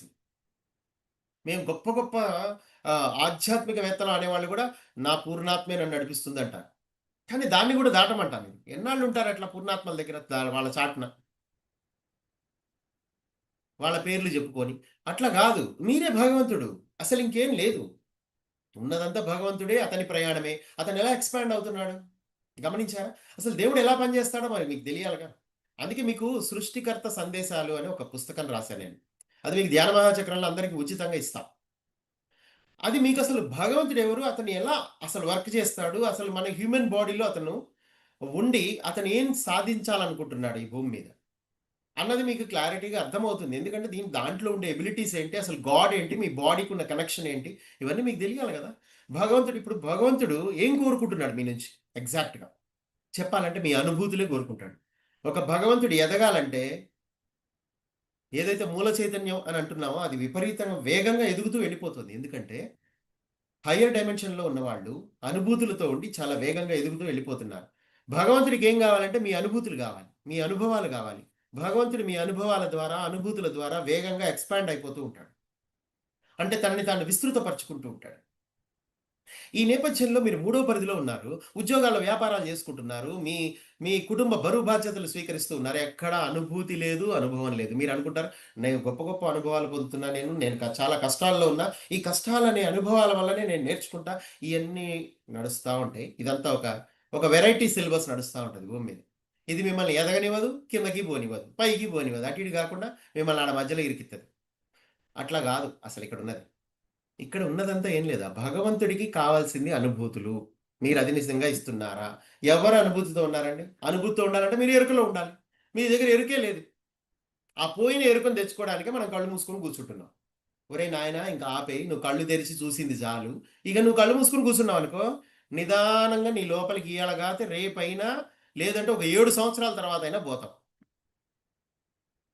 కానీ నీకసలు కళ్ళు మూస్తే నేను లోపలికే ఎళ్తాను. ఇంక ఫైనల్‌గా నేను దేవుడి దగ్గరికే ఎళ్ళిపోయి దేవుడిగా మారిపోతాను. నాలో ఉన్న దైవత్వాన్ని గుర్తుపడతానన్న విషయం మీలో ఎంతమందికి తెలుసో చెప్పండి ఫస్ట్? బలవంతం మీద కూర్చుంటున్నారు చాలా మంది. కాదు. అరే నేను నా దైవత్వం కోసం కూర్చుంటున్నా భాయ్. నాకు ఇంక ఎవరితో సంబంధం లేదు. కావాలంటే మా ఇంట్లో వాళ్ళందరికీ ఎందుకంటే ఈ సొసైటీలో ఉన్నా కాబట్టి నేను వాళ్ళందరికీ ఏది చేయాలో అది చేసేసొచ్చి తలుపులేసుకొని రూమ్ చీకటి చేసుకొని కూర్చుంటా. ఎందుకంటే నేను దైవంగా మారాలనుకుంటున్నా. దైవంగా మారడం గాదు. నాలో ఉన్న దివ్యత్వాన్ని నేను గుర్తుపట్టాలనుకుంటున్నా అంతే. ఈ దైవంతో మారాలి అనంగానే ఈయనకి వామ్మో! అదెంత కష్టమో అనుకుంటారు ఈళ్ళు జనం. మారాలి అనేది తీసేయండి. నేను దైవాన్ని అని గుర్తుపట్టాలి అన్నది మాత్రమే ఉంది. ఇంకేం లేదు. ఇవాళ మీరు పరాకాష్ట తెలుసుకుంటున్నారనమాట. ఇక ఆ తర్వాత మీకు ఇంకేం లేదు. కళ్ళు మూసుకొని కూర్చోవడం తప్ప మీ దగ్గర ఇంకా వేరే ఆప్షనే ఉండదు. అది గుర్తుపెట్టుకోండి. అలాంటి నాలెడ్జ్ ఇప్పుడు మీకు ఇవ్వబడుతుంది. సో, దీన్ని గ్రహించండి యాక్చువల్లీ. ఈ విషయాలన్నిటిని అర్థం చేసుకోండి. ఇక మీరు ఈసారి కళ్ళు మూసుకొని కూర్చున్నారంటే ఇంకేం లేదు. నేను నాలో ఉన్న దైవత్వాన్ని గుర్తుపట్టడానికే నేను కూర్చుంటున్నాను అనుకోండి. అయితే ఇప్పుడు దేవుడికి ఏం గావాలి? అది ఇప్పుడు టాపిక్ నడుస్తుంది. ఇప్పుడు దేవుడికి నిజంగా ఏం గావాలి? అనుభూతులు గావాలి. అనుభూతి మీ దగ్గర లేదు. ఎందుకంటే మీరు ఎరుకలో లేరు గదా! అందుకని అనుభూతి ఉండదు. మీరు ధ్యానంలో కూర్చోవటం వల్ల ఏమైద్దంటే నిదానంగా అనుభూతిలోకెళ్తారు. ఎందుకంటే మైండ్ ఆలోచనలో అయినా ఉంటది. లేదంటే అనుభూతిలో అయినా ఉంటది. రెండిట్లో ఉండదు ఎప్పుడైనా. అందుకే చూడండి మీకు చలేస్తుంది అని మీకు తెలియాలంటే ముందు మీరు ఎరుకలో ఉండాలి. ఒక వస్తువు వేడిగా ఉందా? చల్లగా ఉందా? మోడరేట్‌గా ఉందా? అని తెలుసుకోవడానికి మీరేం జేస్తారు? ఎరుకలోకొస్తారు ఫస్ట్. అది. అదే ఆలోచనలో ఉంటే చాలామంది ఏదో ఆలోచిస్తూ గిన్నె ముట్టుకొని చేయి కాల్చుకుంటారు. ఎందుకంటే అక్కడ ఎరుక లేదు. అలాగే మీ జీవితం కాలిపోతుంది. ఎందుకంటే ఎరుక లేకుండా. ఎందుకంటే మీరేదో నమ్మారు. అదేంటంటే ఉద్యోగ వ్యాపారాలు చేస్తూ డబ్బు సంపాదించుకొని బిల్డింగులు కట్టుకొని లేకపోతే ఇంకెక్కడో సెటిల్ అయితే లైఫ్ సెటిల్ అయిపోవాలండి ముందు. అలాగే పిల్లల్ని కూడా సెటిల్ చేయాలా. అలాగే పెళ్లి చేయాలా. ఇది గాదు. అనుభూతి. భగవంతుడికి నీ పెళ్ళిళ్ళు గాని, నీ ఉద్యోగ వ్యాపారాలు గాని, నీ ప్యాకేజీలు గాని భగవంతుడికి ఇవేమీ అవసరంలా. ఎరుక లేకుండా మీరు చేసే పొద్దున్న లేస్తే రాత్రి పడుకునే వరకు నిన్నేం చేశారో ఇంచుమించుగా కొద్దిపాటి తేడాతో అదే పని చేసుకుంటూ వెళ్ళిపోతున్నారు ఎరుక లేకుండా. ఎరుక లేని వ్యక్తులు భగవంతుడికి అనవసరం. He don't care. మీరు ప్రతీదీ డబ్బుతో కొలిచి అవే సంపదలనుకోని మీరు మురిసిపోయారనుకోండి, మీరు ఇరుక్కుపోతారు. మీరు డబ్బున్నా, డబ్బు లేకపోయినా, రోడ్ల మీద కూర్చున్నా, ఏం జేసినా ఫైనల్‌గా మీరు దేవుడికైతే ఏమి ఇయ్యట్లేదు అన్న విషయం ఫస్ట్ మీరు గుర్తుపెట్టుకోవాలి. దేవుడికి అసలు మీరు నథింగ్. మీరు చచ్చిపోయిన వాళ్ళతో సమానం. అందుకే మీకేమి ఇవ్వడు. మీకు అందుకే మీ జీవితంలో ప్రేముండదు. మీ జీవితంలో ఆనందం ఉండదు. మీ జీవితంలో సంతృప్తి ఉండదు. మీ జీవితంలో ఏది ఎందుకుండదు? ఈ హైయర్ ఎమోషన్స్ అన్నీ ఎందుకు లేవు మీ దగ్గర? లక్ష్మీదేవి అంటే ఏంటి? హైయర్ ఎమోషన్సే. లోయర్ ఎమోషన్స్ గాదు. లోయర్ ఎమోషన్స్‌లో రంగు నోట్లు గాదు. లోయర్ ఎమోషన్స్‌లో పెద్ద ప్యాలెస్‌లో ఉండటం గాదు. పెద్ద ఇన్నోవాల్లో తిరగడం గాదు. లక్ష్మీదేవి అంటే నీలో హైయర్ ఎమోషన్స్ ఉండటం. సంతృప్తి ఉండటం. ఈ ప్రపంచంలో ప్రతి దానిలోనూ దైవత్వాన్ని చూడడం. ప్రేమ, కరుణ నీలో జాగృతమవ్వడం. ప్రేమ దొరకటం మీ జీవితంలో. ప్రేమ జనరల్‌గా దొరకదు ఇక్కడ. ఎందుకు దొరకదంటే ఎరుక లేని వాళ్ళే ఉన్నారు మొత్తం. మనుషులందరూ ఎరుక లేకుండానే బతుకుతున్నారా? ప్రేమ ఎక్కడి నుంచి వస్తది ఇక్కడ? సో, అందుకే మీకు అవన్నీ దూరం. వంచించబడ్డారు మీరు. పూర్తిగా. భగవంతుడు మిమ్మల్ని వదిలేసాడు పూర్తిగా. ఎప్పుడైతే భగవంతుడు మిమ్మల్ని వదిలేస్తాడో, మీరిగ లైన్‌లలో నిలబడటమే గుళ్ళల్లో. తోసుకోవటం, భ్రమలో ఉండటం. అంతకు మించి ఇంకేం లేదు. కానీ మీరు అనుభూతితో ఉన్నారా? భగవంతుడు అందుకే మీరు ధ్యానం చేయంగానే భగవంతుడు వెంటనే కనెక్ట్ అయిపోతాడు మీకు. అరే! వీడెవడో అనుభూతిలోకెళ్ళడానికి ట్రై చేస్తున్నాడు. వీడికి నాకు అనుభూతుల్ని ప్రసాదిస్తాడిగ నాకు. కాబట్టి నేను వీడికి సంపదలనిస్తా. అంటే అతనేమో ఎర్ర నోట్లు ఇయ్యరు. పచ్చ నోట్లు ఇయ్యడు. సంపదలనిస్తా అనంగానే అతని జీవితంలో ప్రేమనిస్తాడు, కరుణనిస్తాడు, సంతృప్తినిస్తాడు, ఆనందాన్నిస్తాడు, ఆరోగ్యాన్నిస్తాడు, అన్నీ ఇస్తాడు. భగవంతుడిస్తే అలా ఉంటది. సో, భగవంతుడి నుంచి మీరేం తీసుకోవాలన్నా గుర్తుపెట్టుకోండి. మీకు ఎరుక అనేది జాగృతమవ్వాలి. ఇప్పుడు నేను ఉద్యోగం మానేసి 15 ఏళ్ళు, 20 ఏళ్ళు 15 ఏళ్ళు పైనయిందండి. 17, 18 ఇయర్స్ అయిందేమో. జాబ్ వదిలేసా నేను. ఎట్లా బతుకుతున్నా? బానే బతుకుతున్నా గదా! వ్యాలిడిటీ భోజనం అంతుంది. అన్నీ ఉన్నాయి. ఎవ్రీథింగ్ ఉన్నాయి. కానీ ఐ డోంట్ కేర్ ఇలాంటి విషయాల మీద. నాకు ఏం అందుతుందంటే నాలెడ్జ్ అందుతుంది భగవంతుడి నుంచి. ఈవెన్ సృష్టికర్త నుంచి కూడా నాలెడ్జ్ అందుతుంది. అన్నిటి నుంచి నాలెడ్జ్ అందుతుంది. అన్ని రకాలు. అసలు ఏంటి జీవితం యొక్క రహస్యం అంతా విప్పి చెబుతుంది ప్రకృతి నాకు. అది నా దృష్టిలో నిజమైన సంపద అంటే. భగవంతుడు నాకు ఇవ్వదలుచుకుంది ఏంటంటే ఇదే. ఈ అందరికీ ఇదే ఇస్తాడు. ఎవరికైనా ఇదే ఇస్తాడు. కాకపోతే సరెండర్. ఎవరికి? భగవంతుడికి మాత్రమే. ఎవ్వరికీ సరెండర్ అవ్వద్దు మీరు.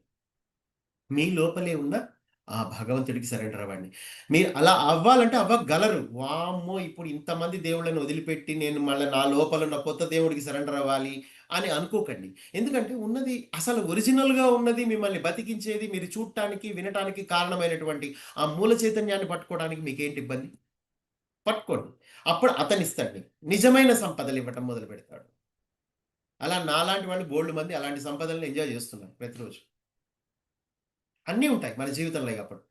హైయర్ ఎమోషన్స్ అన్నీ ఉంటాయి. బ్యాలెన్స్ అనేది ఉంటది. Everything is balance. Everything is balance. ఆ బ్యాలెన్స్ మీకు భగవంతుడే ఇవ్వగలడు తప్ప ఇంకెవ్వరు ఇవ్వలేరు. చాలా మంది డబ్బుండి సఫర్ అవుతూ ఉంటారు. వారసులు లేక సఫర్ అవుతూ ఉంటారు. ఎందుకంటే పనికిరాని విషయాలకి సఫర్ అవుతూ ఉంటారు. ఎంత సంపాదించినా సాటిస్ఫాక్షన్ ఉండదు. ఎందుకు? ఎందుకంటే అది భగవంతుడు ఇవ్వలా మీకు.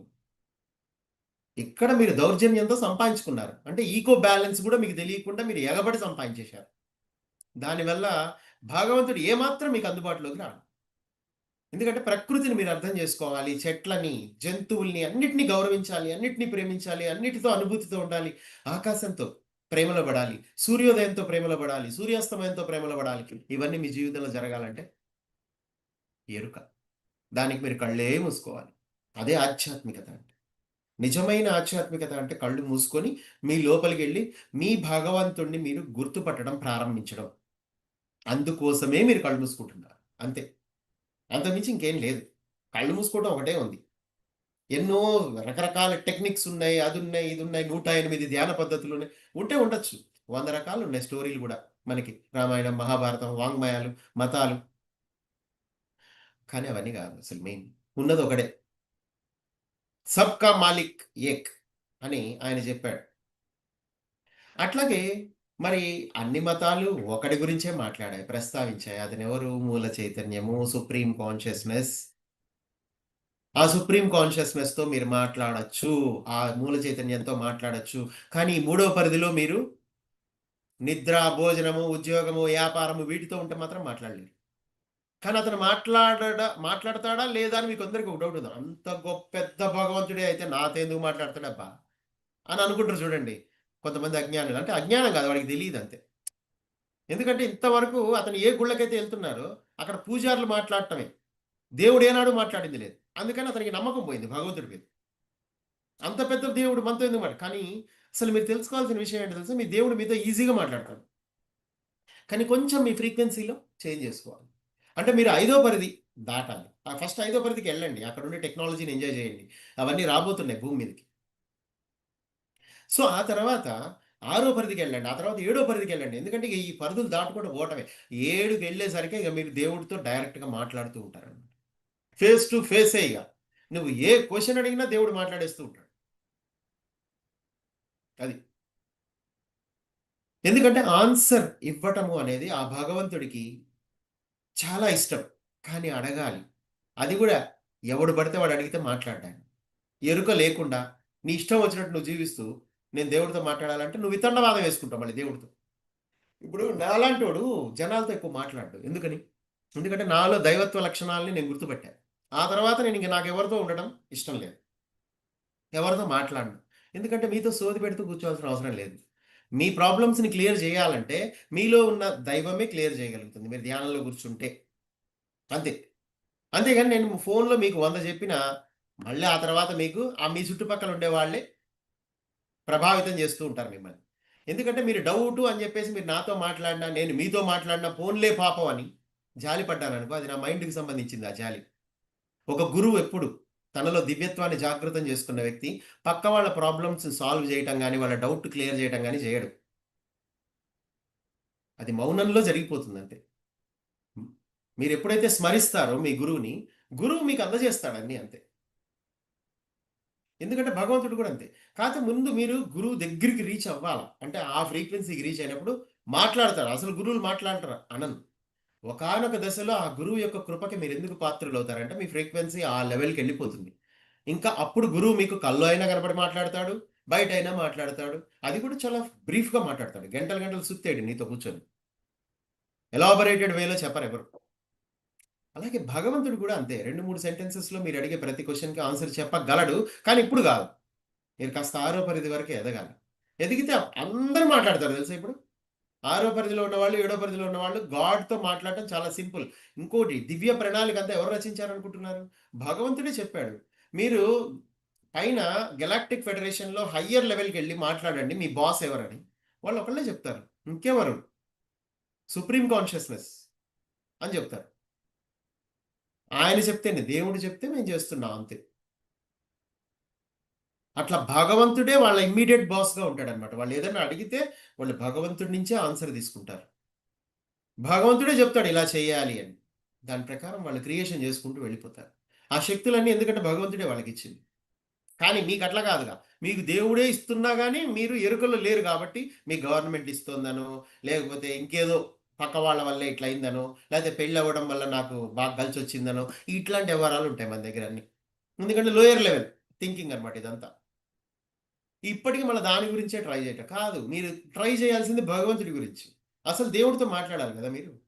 కాకపోతే కొంతమంది ఇప్పటి నుంచే దేవుడితో మాట్లాడదామని ప్లాన్‌లో ఉంటారు.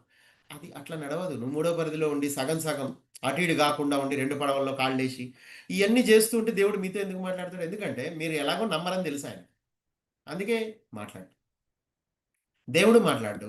అలాగే దైవత్వాన్ని జాగృతం చేసుకున్న వాళ్ళు కూడా మాట్లాడరు. ఎందుకంటే దేవుడి క్వాలిటీసే ఉంటాయి వాళ్ళలో గూడా. సో, కాబట్టి నేనైనా అంతే. నేను ఎవరితో మాట్లాడను. మీకు గైడ్ చేస్తా కావాలంటే. ఈ విధంగా సభాముఖంగా ఉన్న విషయాన్ని ఉన్నట్లు మీ ముందు పెట్టడం జరుగుతుంది. అంతే.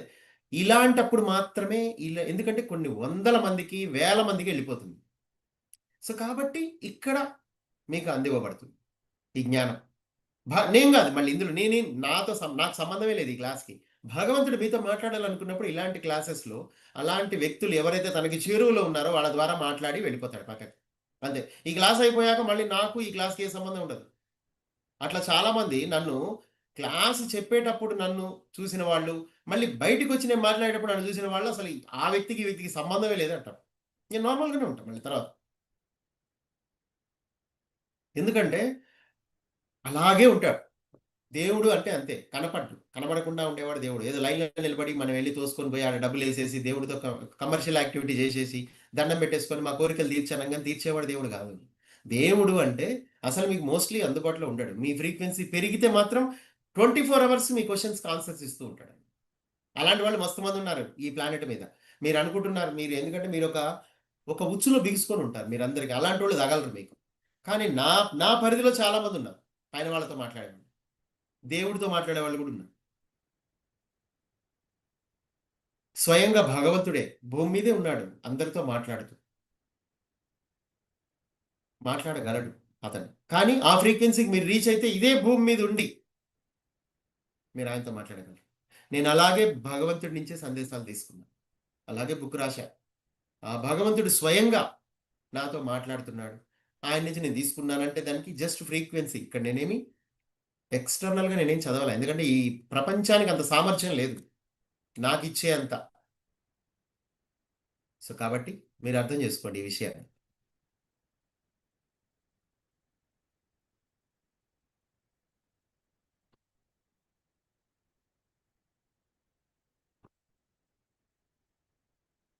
సో, కాబట్టి భగవంతుడు గురించి తెలుసుకొని, అతని ద్వారా మనము ఎలా పొందాలి? ఆ హైయర్ ఎమోషన్స్‌ని గాని, అతని ఎనర్జీని గాని, లేకపోతే అతను మనకివ్వాలనుకున్న గిఫ్ట్స్ గాని, అవన్నీ అతని నుంచి పొందాలంటే, మనం ఆయనకేదన్నా ఇవ్వాలి. ఇవ్వటం గుర్తుపెట్టుకోండి. ఇవ్వటం అంటే ఎట్లా పడితే అట్లా, ఎవడికి పడితే వాడికి. ఎక్కడో గుడి ముందు మేము అన్నాలు పెట్టాం, పేదోళ్ళకి అట్లా చేశాం, ఇట్లా చేశాం. ఇది కాదసలు ఇవ్వటం అంటే. ఇవ్వటం అనేది అసలు ఆ కాన్సెప్టే వేరబ్బా! ఎక్కడైతే లోక కళ్యాణం జరుగుతుందో అక్కడ ఇవ్వండి.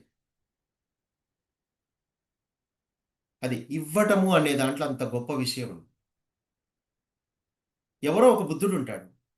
అతను లోక కళ్యాణం చేస్తూ ఉంటాడు.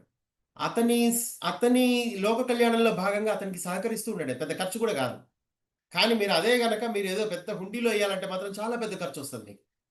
కానీ వీళ్ళతో జర్నీ చేయటం వాళ్ళెందుకంటే గ్రౌండ్ టు ఎర్త్ ఉంటారు వాళ్ళందరూ ఎన్‌లైటెండ్ మాస్టర్‌లందరూ. వాళ్ళు మీ నుంచి ఏదో సంపదల్ని లాగేయాలని అనుకోరు. కానీ మీకు సమయం వచ్చినప్పుడు మాత్రం మీ నుంచి తీసుకుంటారు. ఎందుకంటే మీకేదైనా ఇవ్వాలంటే 100% మీ నుంచి తీసుకోవాలి. సో, కాబట్టి ఎన్‌లైటెండ్ మాస్టర్‌లు తీసుకుంటారు మీ నుంచి. కానీ అది మీకు తెలీదు. ఒక సమయం వచ్చినప్పుడు మీ ద్వారా ఆ పరిస్థితి వచ్చేస్తది మీకు వాళ్ళకే ఇవ్వాలి అని. అలా ఇచ్చుకుంటారు. అలా ఇచ్చిన వాళ్ళు అదృష్టవంతులే. ఎందుకంటే గురువు యొక్క కృప వల్ల వాళ్ళు అటునుంచి తీసుకోగలిగారు. కృష్ణుడు ద్రౌపదికి వస్త్రాపహరణం అప్పుడు ఇచ్చాడు చీరలు. కానీ ముందు ఆమె చేత వేలికి కట్టు కట్టించుకున్నాడు.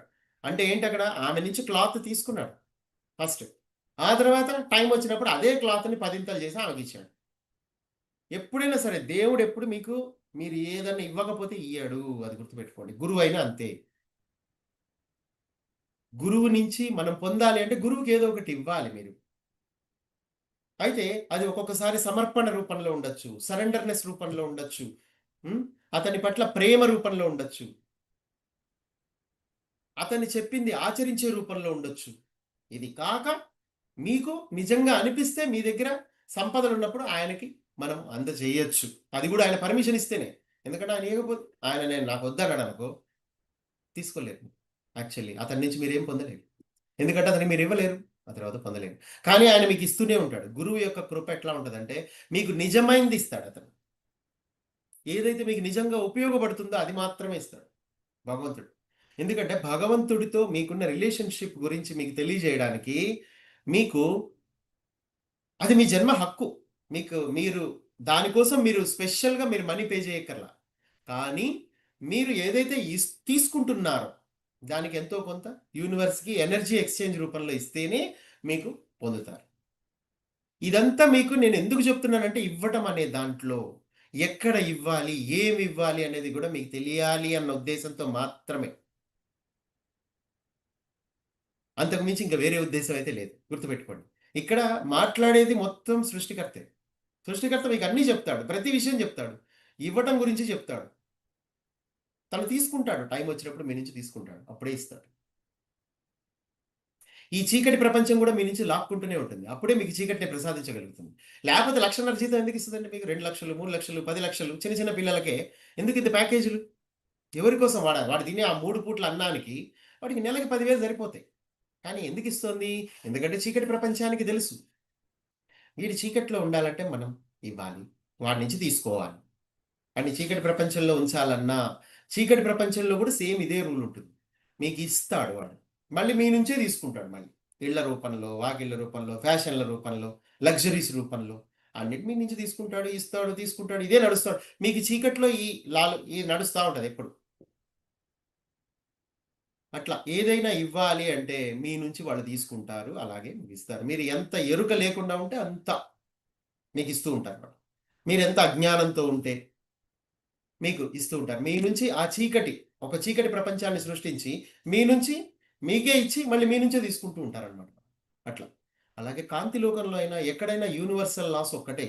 కాతే ఈ యూనివర్సల్ లాస్ గురించి మీకెప్పుడు తెలీదు గాబట్టి, మీరు అలా బలైపోతూ ఉంటారు. మనకి తెలియకపోవటం వల్ల. కానీ కాంతిలో గూడా అదే ఉంటుంది.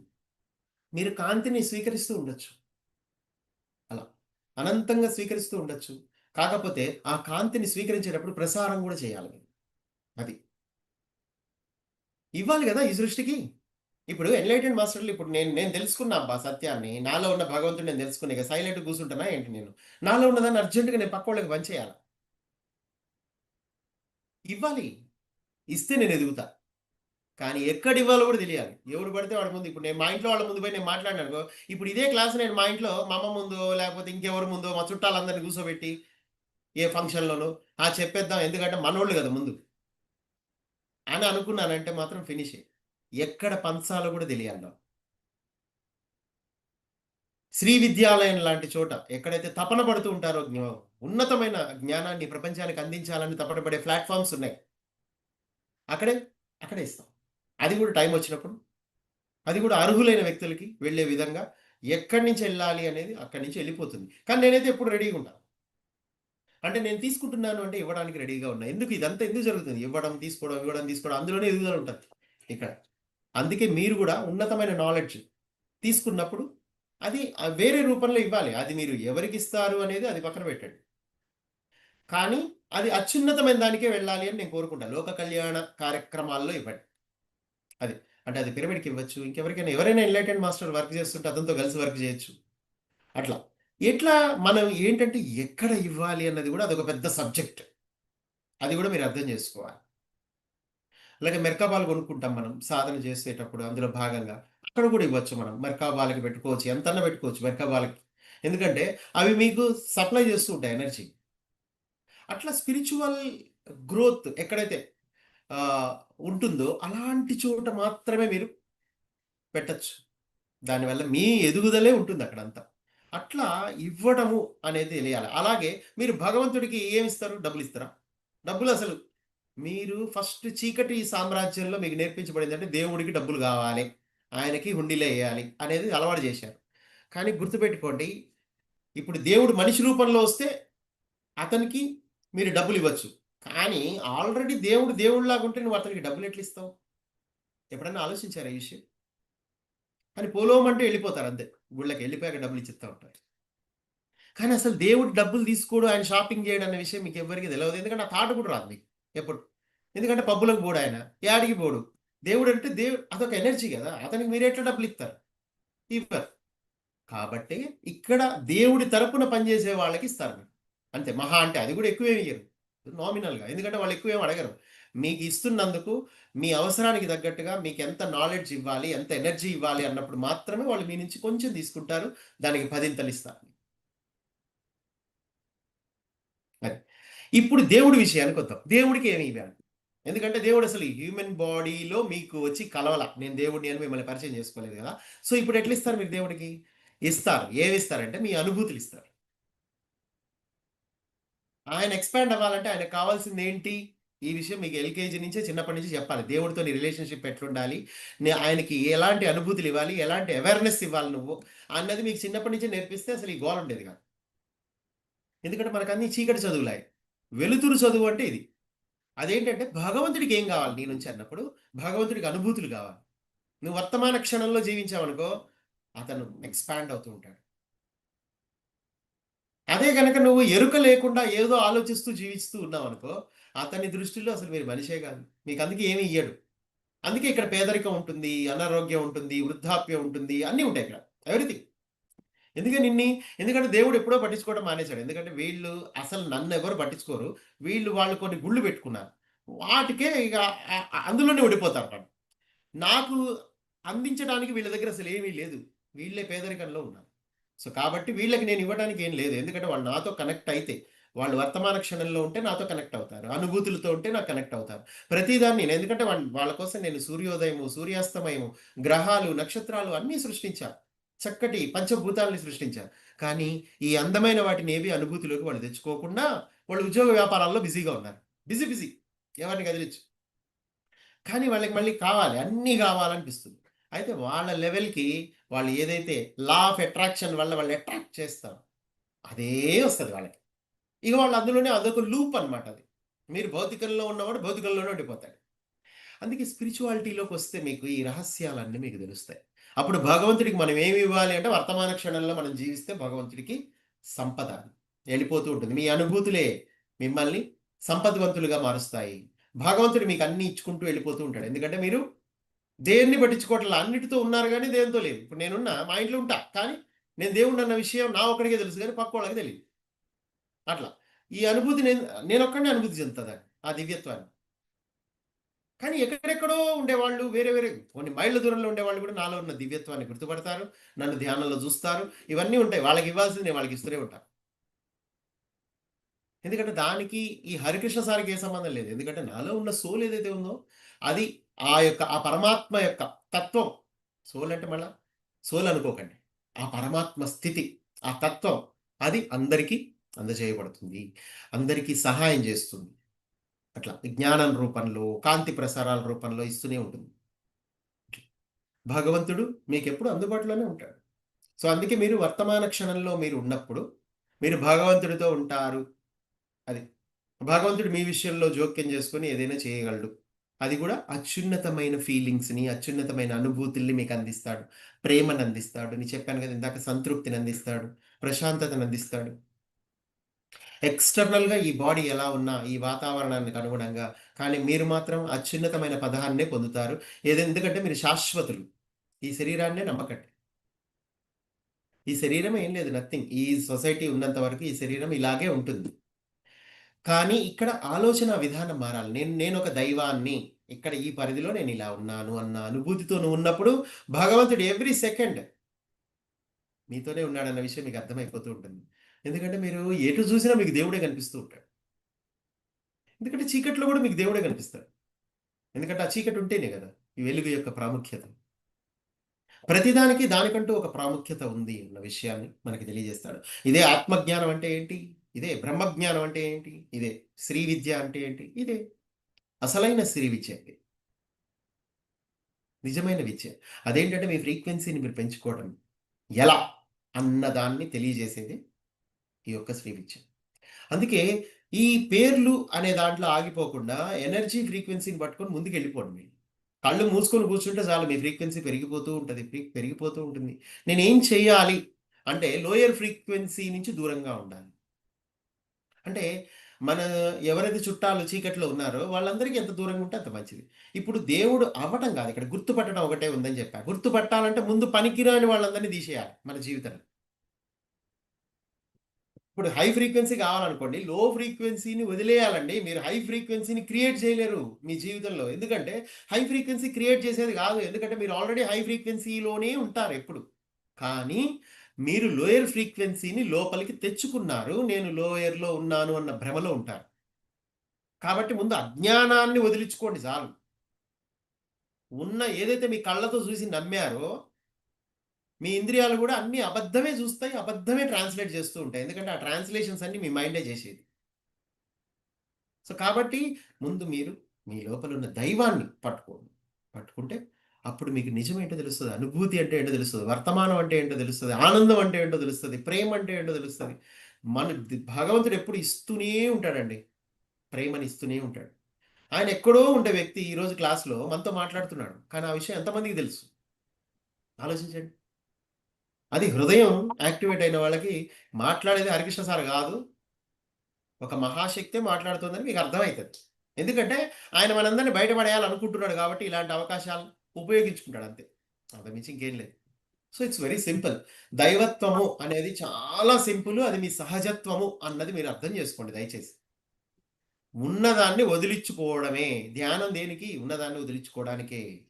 అంతే.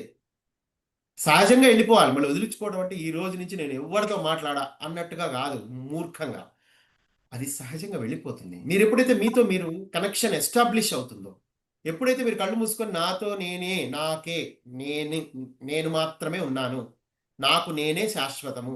ఇంకెవ్వరితో నాకే సంబంధం లేదు. ఈవెన్ పిల్లలైనా, మనవళ్ళైనా, ఎవరైనా అని ఫస్ట్ జనరేషన్ వోళ్ళు గూడా అనుకోవాలి. సెకండ్ జనరేషన్ 100% యాక్టివేట్ అవ్వాలి ఇప్పుడు. ఎందుకంటే థర్డ్ జనరేషన్‌కి వీళ్ళు జవాబుదారీ వీళ్ళే. థర్డ్ జనరేషన్‌కి మనం ఏమిస్తున్నాం? అంటే ఈ అత్యున్నతమైన నాలెడ్జ్ ఇవ్వాలి. ఎందుకంటే రాబోయే కాలంలో ఇది మాత్రమే ఉంటుంది. New age spirituality. ఎందుకంటే మిమ్మల్ని హీలింగ్ చేయాలంటే ఆర్క్టూరియన్స్ రావాలే. అంతే. మనకి వెంకటేశ్వర స్వామో, లేతే విష్ణుమూర్తో, లేపోతే ఇంకెవరో వచ్చి మనల్ని హీల్ చేయరు. ఆర్క్టూరియన్సే వచ్చి హీల్ చేస్తారు. ఎందుకంటే అది కాంట్రాక్ట్. సోల్ కాంట్రాక్ట్‌లో ఉందది. మీరు కిందకెళ్ళినప్పుడు మీకు ఏ విషయంలో అయినా అన్ని విషయాల్లో హెల్ప్ చేసేది వాళ్ళే. మొత్తం సైన్స్ అండ్ టెక్నాలజీయే ఉంది. ఐదవ పరిధి సైన్సే మిమ్మల్ని నడిపిస్తోంది. మీరెంత మూఢనమ్మకాల్లో కొట్టుకున్నా ఫైనల్‌గా మీకు హెల్ప్ చేయాల్సింది ప్లైడియన్సే, మీకు హెల్ప్ చేయాల్సింది ఆర్క్టూరియన్సే, మీకు హెల్ప్ చేయాల్సింది ఆండ్రోమెడన్సే. మీ గ్రహాన్ని కాపలా కాసేది కూడా ఆల్ఫా సెంటూరియన్సే. సో, కాబట్టి మీ మీ చుట్టూ ఏదైతే ఉన్నాయో మీ కళ్ళు చూడలేకపోవచ్చు. మీ సెన్సెస్ ఈ 5 సెన్సెస్‌ని దాటి మీరున్నప్పుడు మీ సెన్సెస్ అన్నీ గుర్తుపడతాయి. మీ చుట్టూ జరిగే వాటన్నిటిని. కొంతమంది చూడండి చిన్న చిన్న విషయాల్ని టక్కన గుర్తుపడతారు. ఈ క్లాస్ ఇనంగానే టక్కన గుర్తుపట్టరు. మాట్లాడేది హరికృష్ణ సార్ అయితే కాదు. అని టక్కన గుర్తుపట్టి ఇందులో ఉన్న నాలెడ్జ్‌ని నేను తీసుకొని ఈ రోజు నుంచి నేను కళ్ళు మూసుకొని కూర్చుంటా అని అనుకున్నారనుకోండి మీ హృదయం ఆల్రెడీ యాక్టివేట్ అయిందని అర్థం.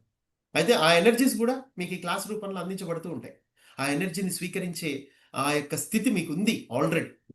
డెఫినిట్‌గా మీకు ఆ స్థితి ఉంది. మీరు హాయిగా కూర్చోండి. ఇక్కడ ఈ క్లాస్ యొక్క పరమార్థం ఒకటే. మీరందరూ కళ్ళు మూసుకొని ధ్యానంలో కూర్చొని మీలో ఉన్న ఆ ఆదిశక్తితో మీరు కనెక్ట్ అవ్వాలి అన్నదే ప్రధాన లక్ష్యం. ఓకే.